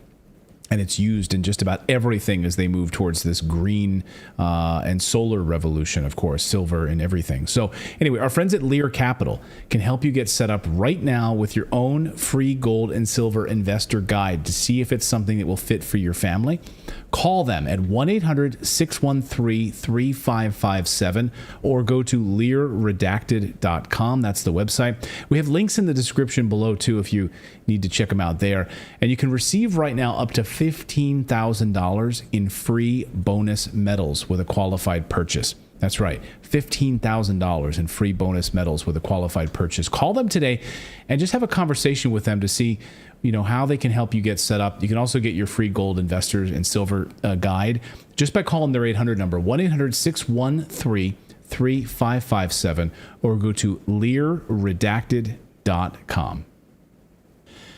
Well, now to the election in Poland. The votes are in. We now know the results. So will Poland dramatically change? Are we going to see a major shift? Perhaps a huge move away from NATO support, a dramatic change in Poland, or more of the same? Mike Krupa is journalist in Warsaw, Poland. Fantastic friend of the show. We're glad to have Mike back. He's the host of Votum TV there in Poland. Mike, so any big surprises for you, or sort of more of the same from what we saw? Can you walk us through what exactly happened? Well, hello, Clayton. Hello, everyone. Once again, it wasn't a surprise for me.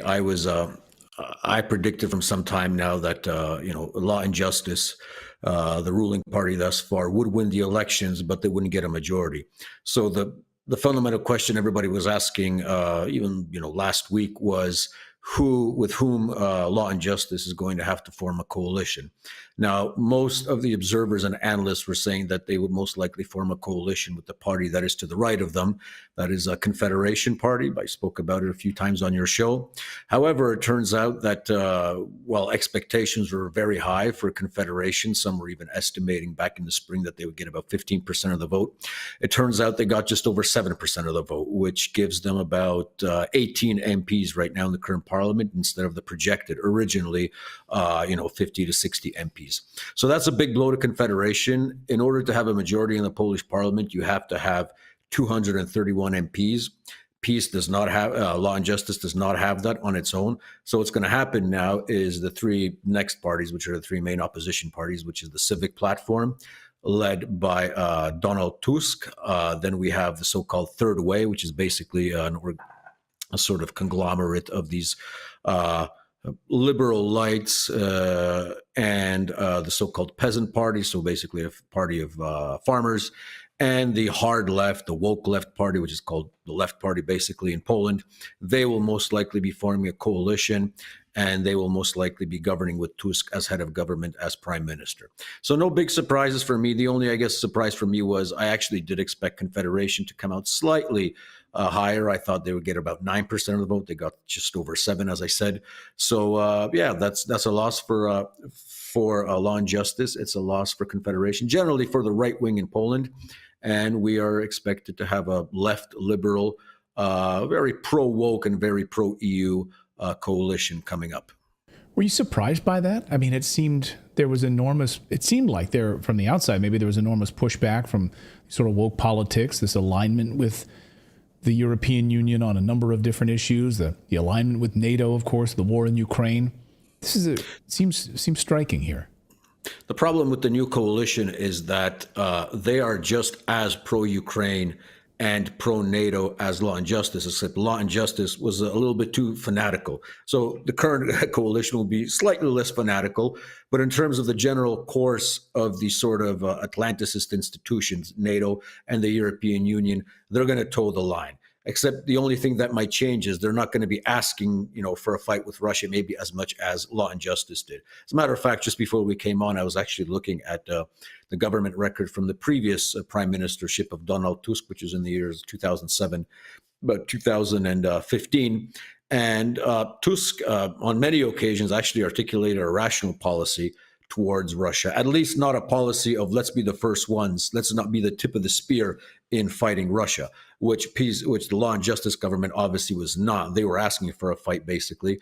And the only reason why in the last couple of weeks they changed their tune regarding Ukraine, especially when it comes to the import of Ukrainian grain and issues pertaining to Ukrainian immigrants, was because they saw that Confederation, which is the party to the right of them, was actually gaining on this issue, talking about the refugee flow and talking about, sending all our military equipment to Ukraine and losing the war in essence.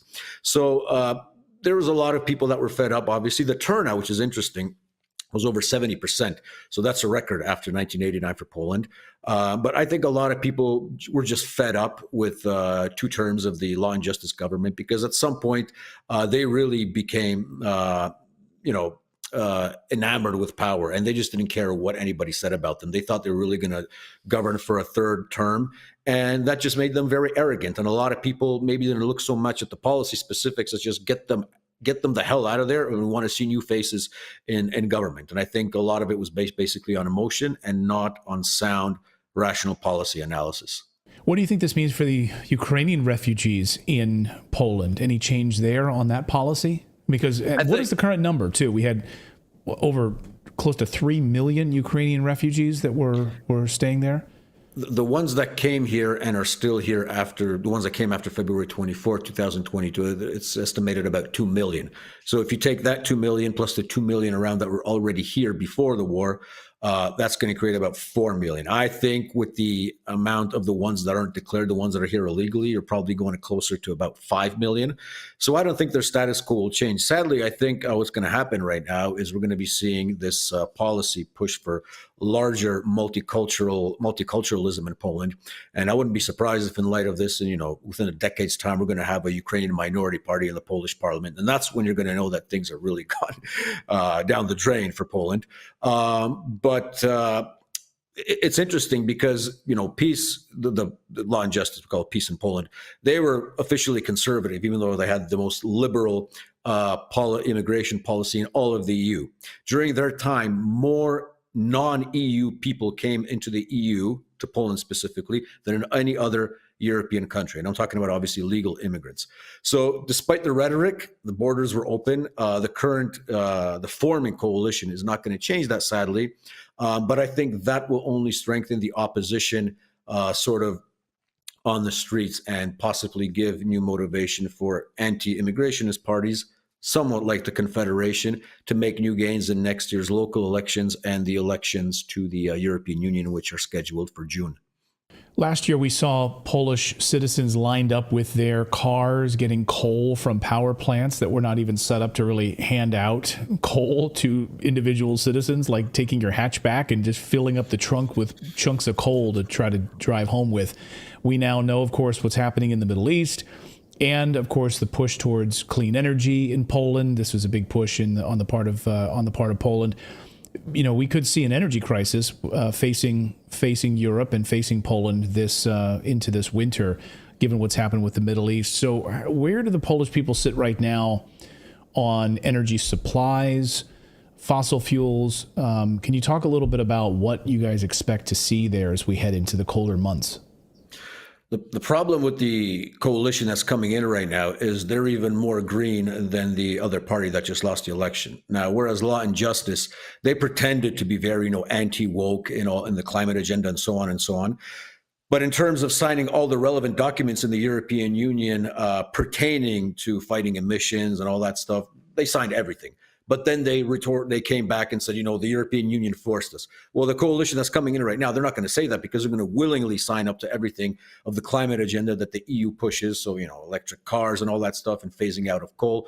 So it's obviously not going to happen from day to day. And there will be a lot of pushback. But if basically the government that's coming in right now is about as crazy on the climate change issue as the Greens in Germany, especially the left party, which is going to be forming most likely this coalition. So I think they're going to be... That turned out really well for Germany, by the way.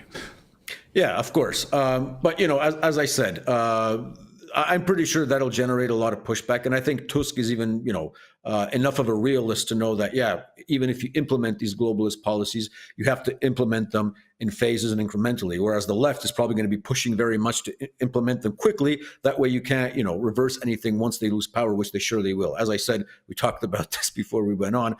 I think including the climate agenda and the agenda in foreign policy and the woke agenda that they will surely try to impose on Polish society in the upcoming years and months, I don't think this coalition is going to last too long. I think there's too many differences and too many personal differences between them. So I'm giving them about 18 months, you heard it here for the first time, before this coalition collapsed. And we're probably going to have early elections in Poland. But one way or another, I'm giving them 18 months. Yes. All right, we'll hold you to that. We'll keep a little countdown timer. 18 months before you're going to have a civil war in the coalition, because despite the fact that they're mainly aligned on a lot of issues pertaining to social policy and foreign policy, but because there's so much of the cake to give around right now, once you throw out the old elite, that's going to generate a lot of conflict. So who's going to go into, state-owned companies? Who's going to go into state-owned television? Who's going to take over the ministries? Once you're dividing a good cake, everybody wants the bigger piece. So I think that, in essence, and not so much policy issues, is going to be generating the conflicts that eventually are going to lead to the, collapse of the coalition. I'll get you out of here on this, Mike. Over the past few days, since the outbreak of war in Israel, we've, against the 17 factions there on the Palestinian side, everyone wants to paint this just as Hamas, but it's very important to point out this basically 17 different factions there. There's been a lot of memes around on the internet about Poland. As you see London, you see all of these protests, you see France. But there's been a lot of memes floating around about Poland, how you don't see this in Poland.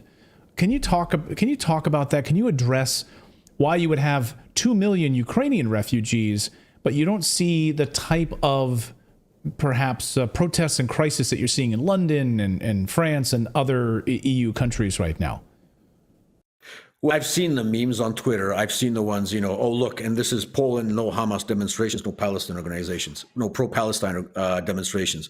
Well, first of all, there was a pro-Palestine demonstration in Krakow. It wasn't as large as the one in London and in other countries, and it wasn't so maybe Muslim up front, but it did take place. They had guys walking around, with the Arafat colors and the Palestinian flag. So there was a demonstration in Krakow, which all those, outlets didn't report on.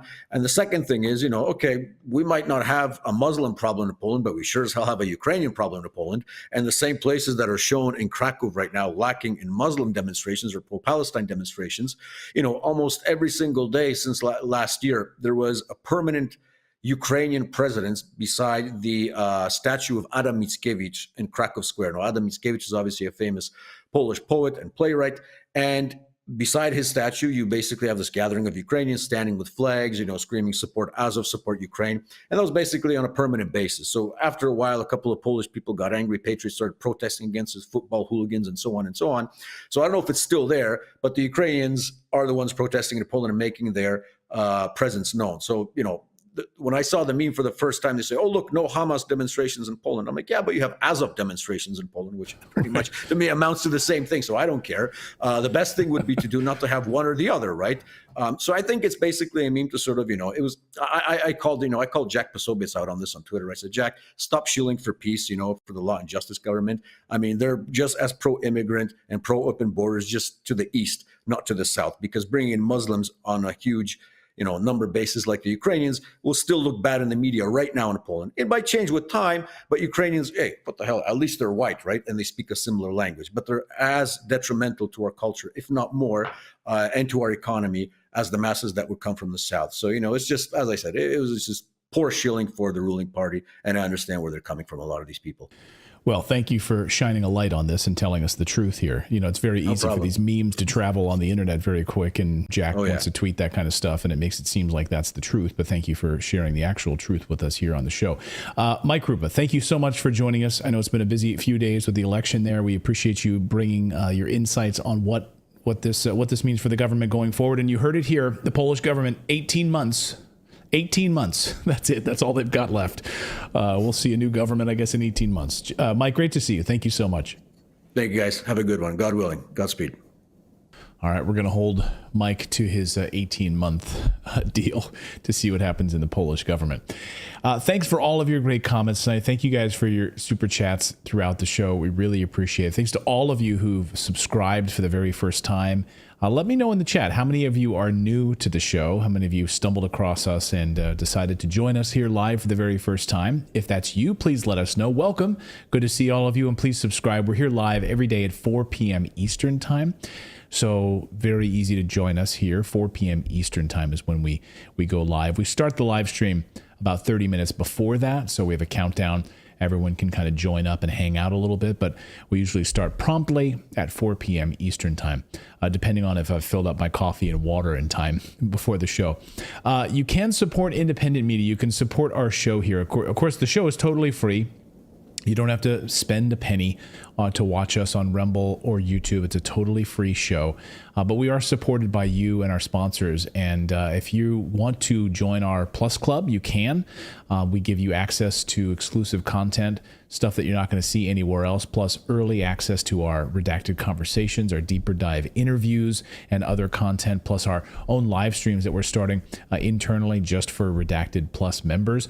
Again, for the price of a cup of coffee once a month, you can support independent journalism. You can support what we do here.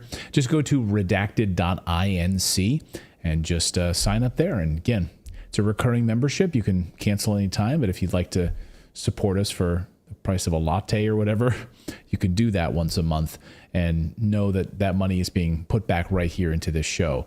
That's what we do. We want to keep this show on the air, and thanks to you, we can do that. So thank you guys so much. We'll be back here at 4 p.m. Eastern time tomorrow with a whole new show. Until then, have a great night, everyone.